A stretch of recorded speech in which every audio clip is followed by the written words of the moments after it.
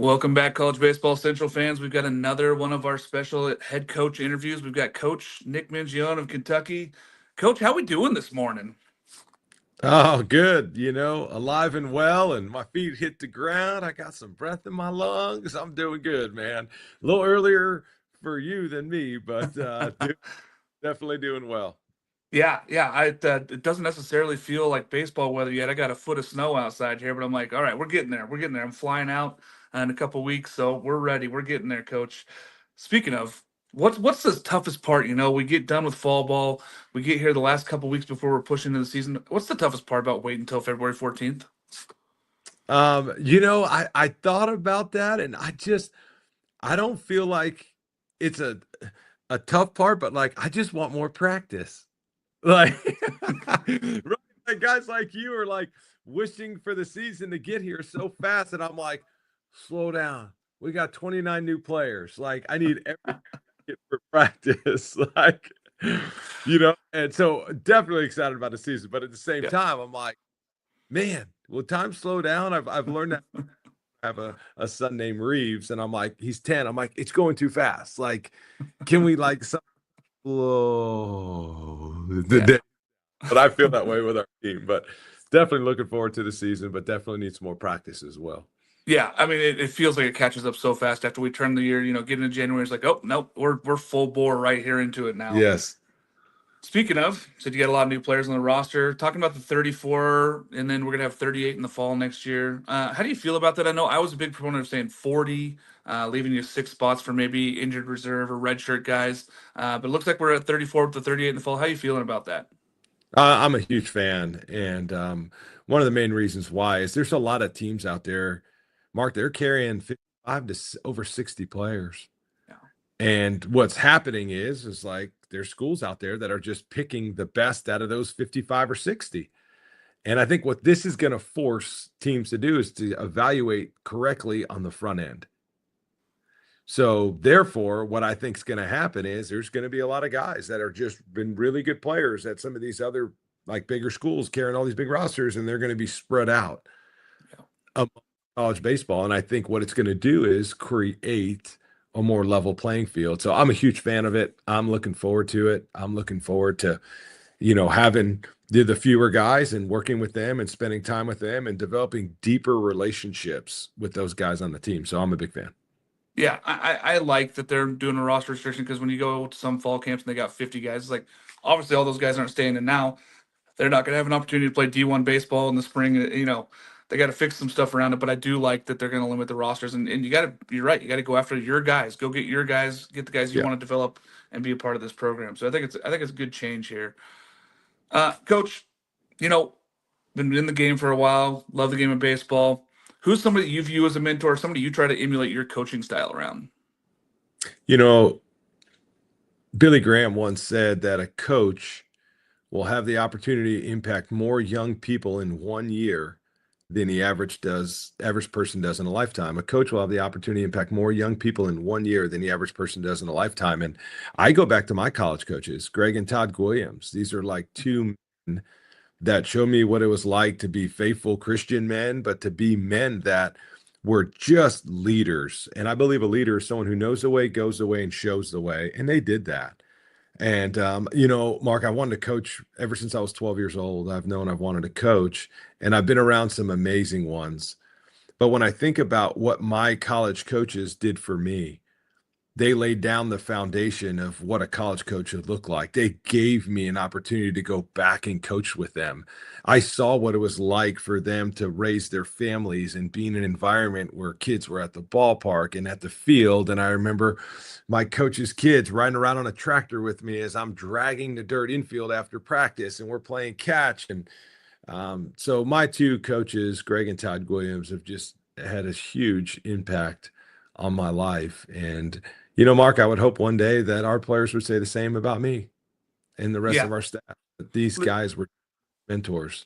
It's a big relationship when you have head coaches that really care about the players and actually get into what their lives are and what it means to be a better person, a better human being versus just teaching them the game of baseball. And you nailed it, coach. I mean, that's what it is. It's about touching young men and making sure that they're being the best version of themselves and getting on to that next level. And I think you've done a terrific job. I'm really excited the way that this Kentucky program continues to grow and keeps bringing in great young athletes. And speaking of, we got a whole bunch of new athletes, coach. Tell me about some breakout candidates. I know that I've listed a bunch, but like Caius Gargett, Tyler Bell, there's a lot of talent here that's going to be popping out in people's faces right here in the beginning of the season. Yeah, we have a really good mix of guys that have, waited their turn per se, like just some freshmen in our program a year ago a transfer portal guys. So it's like we brought in a top 25 high school class and we brought in a top 10 portal class. So there's a lot of guys that we could be talking about today. You've mentioned some of the guys already, guys that freshmen that were in our program a year ago. um, there's just been a good bunch, a good bunch. So Ethan Hindle, Caius Gargett, Eli Small, Pat Herrera's been in our program. He's ready to make a jump. Tyler Bell.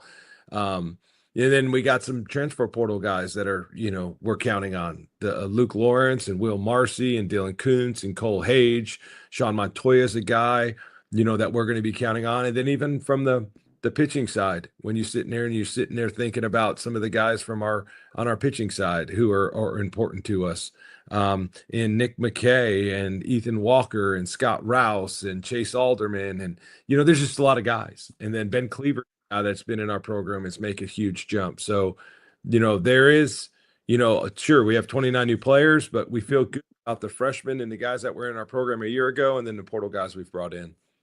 Yeah, I mean, new faces, it's a good thing sometimes, right? You get a little bit of freshness, you get some guys that are hungry, getting guys that were Yes. there as freshmen. They want to compete. They saw what happened last year. They want to be a part of that. Big thing here, coach. SEC continues to just prove that if you're successful in the SEC play, you're going to get a tournament spot. You're going to get an opportunity to be good and further into that play. How do you guys get ready for those? I mean, every weekend, there's no easy weekends in SEC play. No, and I tell you what, I've been in this league 19 years, and I feel like each Monday morning, it's just like, oh, you gotta kind of pick yourself back up because it's a battle, good and bad. I mean, we're the reigning SEC champs who went 22-8, and I could tell you even last year it was just like you're waking up on Mondays and you're just like, oh, you gotta kind of pick yourself up and get ready to get back at it. And this is why you choose our league, to play against the best. So it's also why we've had tremendous success when you just sit there and you think about our league as a whole, and the amount of national championships that we've played for. I think it's 15 out of the last 16 years we've played for a national championship out of our league. And you look at last year, would we have half the field were teams from the SEC or whatever it was? I mean, so it's definitely a league that if you want to be challenged, and I always say this, the margin of victory is so small. It is so small. You're going to look up after every weekend and you're going to go, you know what? We just won 2 out of 3, but we could have easily lost 2 out of 3. We're going to show up and we sweep a team and we're like, man, we could have been swept. And you can take it back 3 and 4 pitches or plays. So it's definitely a good thing. And it's one where obviously you got to have a challenging non-conference schedule in order to prep you to be ready for the tremendous league. And even that, I don't know if there's anything out there that could fully prepare you. So looking forward to another competitive 10 weeks of SEC baseball.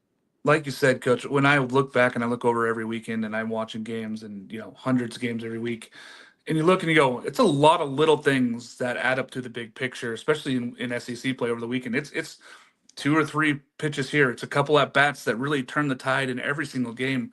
And when you look at that, do you have to have different guys for like a kind of a mindset that want to be competitive? Because being in this league, it's not made for the mentally weak. No, it's not. And you got to have a lot of qualities about yourself that are super important. But number one, you mentioned it, like if you don't have a competitive spirit, you have no chance in this league. Like you literally have to show up with a competitive spirit about you, but then also you got to show up with a teachable spirit where you're willing to learn, because you're going to be humbled, and you got to show up with the mindset that you are the best player on the field. And when you get humbled, you got to show up the next day with the mindset you're still the best player on the field. Even if you go for 4 punch outs, even if you couldn't get out of the first, like you better show up the next week, because this is not a developmental league where people are just sitting here like feeling sorry for you. Like they are coming after you, and we're coming after people as well. So you got to have a competitive spirit and a teachable spirit about you to be successful in this league. Yeah, when you get those opportunities, strike because it's not going to be every single weekend, and it's tough every single week. Speaking of, what series or game are you looking forward to most? I know you got Lipscomb coming up first. You got that the opening season. I've looked at a few. I know that Georgia series at home in March 14th. That's going to be a big one. But what do you have any series that you're looking forward to or games specifically, Coach? I don't, I'm the guy that really, I can't even tell you. I know we play Georgia after that opening series, but I don't even know who we play with all due respect to whoever our opponent is. I'm a coach that is literally just focused on whatever's next, Yep. and I can tell you who our weekend opponent is. And sometimes I can't tell you who we're playing on Tuesday until the series is over. And I'm like, oh, that's right. Okay. And then that one's over and I go to the next one. So, and I've learned over years, like to be that way. Yeah. I think too many times if we start looking down the road and get ahead of ourselves, that's not me at my best. And I'm at my best when I'm just focusing on what we have in front of us and what's forward to today. I think if you ask my son that, Reeves would tell you that we play in Starkville this year, so he gets to maybe go back to where he was born, right? So, so I get to see some of his old friends, and we're going to connect him with our old nanny, and so that would be cool for him. But for me, for Dad, I'm always at my best when I'm focusing on the next thing. I put it in my notes. I go, Coach isn't going to answer this probably, but he's going to say the next series. I was like, after talking to Coach last year, I was like, he's going to say the next series, which You know it's me, Mark. You know me. See, we're I, getting close, man. We're getting close. I knew it. I was like, I know what's going to happen here, but I got to ask the questions. Yeah. Listen, I'm really excited for what's going on here in 2025. How do you guys make it back to Omaha? How do you make that run? Like you said, the 29 new players and they're all bought in. Is the biggest thing giving these guys opportunities in the fall ball to get bought into the program, or is everybody coming in there just know what you guys are about? Yeah, I just feel like every team is brand new, and Yeah. I'm at my best when I start at ground zero with each team. And we laid the foundation, and sure, do teams pick up on things and understand? We've had some great leaders this year that have been a part of it, and so they've shown tremendous opportunities to lead and have led in a really great way. And but number one, you have to be competitive, and the second part is we got to keep teaching them how to win. When you have that many new players in your program, you have to teach. And I think every year that's the same. Now the more experience you have, the more you can build on and get a little deeper. But, showing up every day, competing your heart out, and then teaching them how to win. That's the phase we're in with our team. And how long that takes, I don't know. And how that's going to go, I don't know. I think any coach will tell you, like, I like my team, but if a coach doesn't like his team right now, we're all undefeated, Mark. We haven't lost a game. We're undefeated. Like, so but I like the guys we have, and I like the work they've put in the growth we made. So literally just putting our heads down, having a short-term memory, understand that at midnight, whatever happened yesterday expires, and we're going to go to work today. And so far they've done that. So I'm looking forward to watching our guys compete. I love that. Love that. I've always been a proponent of the 24-hour rule, right? Something happens the day before, flush it. You got to get ready for another one, especially in this game. We got 60 games you got to play. There's no time to be worrying about what happened yesterday. You got to dive right back into that next game, especially in SEC play. There's no opportunity to sit back and go, oh, that was a No. bad one. Got to get after it. Got to get after that next one. Coach, anything you wanted to share with all these Wildcat fans that are going to watch this and saying get ready for, spring ball? We're there. I mean, we're like I said, we're 10 days away when we're recording this right now. Anything you want to give these folks and get them pumped up and ready for the season? No, just super. Well, yeah, yes, there is. I'm just super thankful, Mark. Like the Big Blue Nation. I mean, I know you watched us in the Super last year. I mean, we had 15,000 over Yeah. 2 games.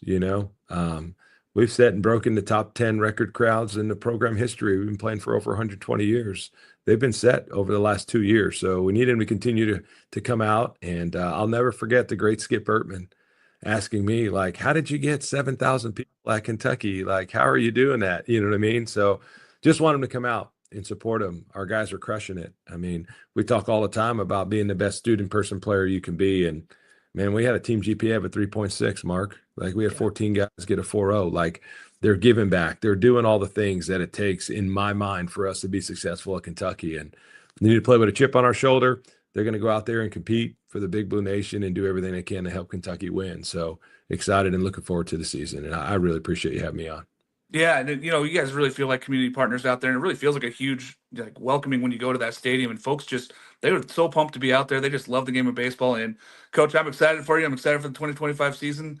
Thanks so much for coming on. We'll try to touch base sometime in the middle of the season here. We'll touch up and see if we can maybe get you back on before SEC play. Sounds great. Thank you for having me. Go Cats. Okay.